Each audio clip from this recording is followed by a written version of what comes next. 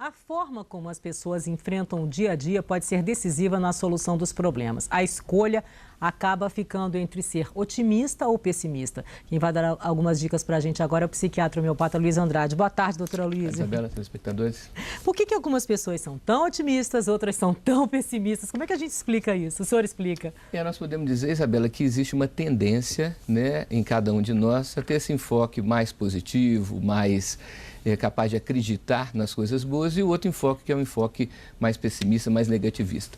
Mas nós temos, além dessa tendência que cada indivíduo tem, principalmente pelos temperamentos, Isabela, que a gente tem tanto falado, mas sempre também os momentos da vida em que fica mais difícil ser otimista, A gente sempre fala dos hormônios, a situação da tensão pré-menstrual, ou momentos, então, em que a pessoa tem tantos problemas externos, Isabela, que os fatos levam ela a ter uma atitude menos positiva e menos otimista. Mas o que nós temos, essas tendências extremas, temos, sem dúvida. Há pessoas que enfrentam momentos difíceis com otimismo, O senhor pode dizer, como especialista, que isso melhora a vida das pessoas, melhora o problema, até a solução chegar mais rápido?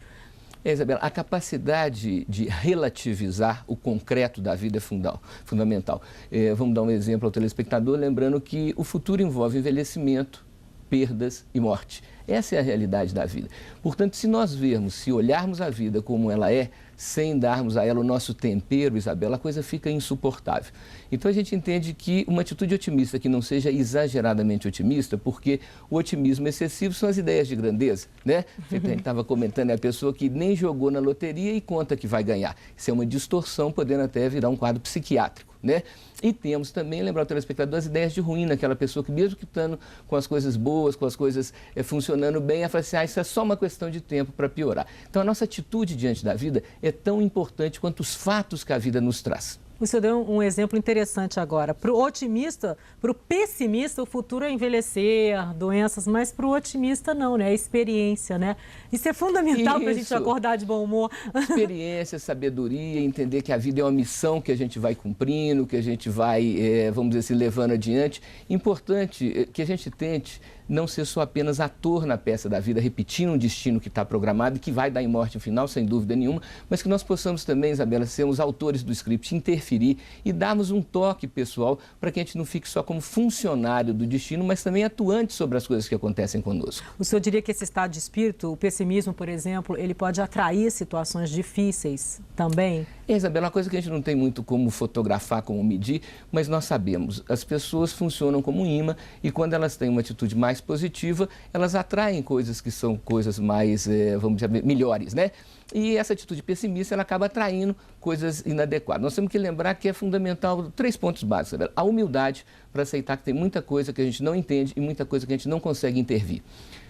A coragem, que é para poder ir levando o barco mesmo nos momentos de grande dificuldade. E a criatividade para ir inventando saídas, gente. Fundamental que a gente consiga, diante de um obstáculo, diante de uma grande dificuldade, fazer uma releitura, fazer uma interpretação diferente, de maneira que a gente possa, então, ir transcendendo esses obstáculos e utilizá-los, às vezes, Isabela, até como estímulo para melhora, para mudança quântica, que é essa mudança de etapa, uma mudança de andar. O senhor diz sempre aqui isso, o telespectador está acostumado a ouvir, que a gente precisa se esforçar, para fazer tudo para melhorar, não é isso, doutor? O senhor sempre fala aqui, isso também depende de esforço, ser otimista ou pessimista depende, não é?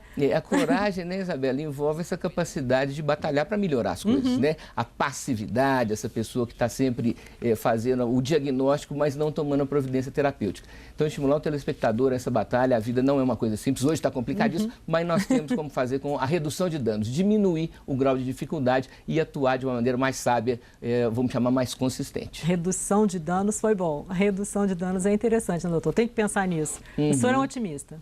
Eu tento ser um otimista, fora aqueles momentos, Isabela, que a gente está com a química meio derrubada, mas que daí a gente mesmo não conseguindo fazer na prática aquilo que a gente sabe, que a gente teoriza, a gente não perder essa meta, não perder o objetivo de ter uma atitude mais sábia e mais otimista diante da vida. Obrigada, doutor. Boa tarde, Isabela.